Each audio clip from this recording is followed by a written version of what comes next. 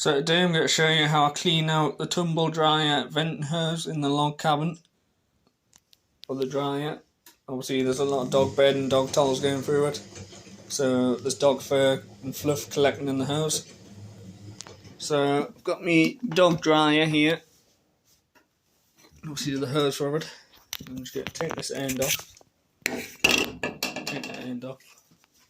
This end goes into the hose.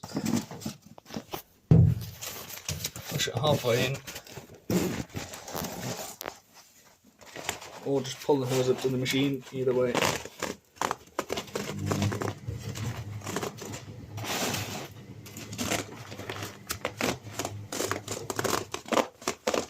hard to do with one hand, I'm doing video with the other hand, so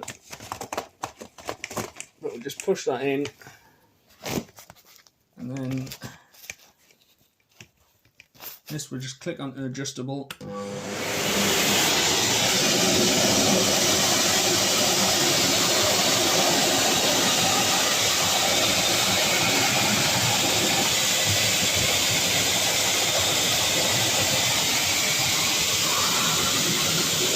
Now see, if I look outside,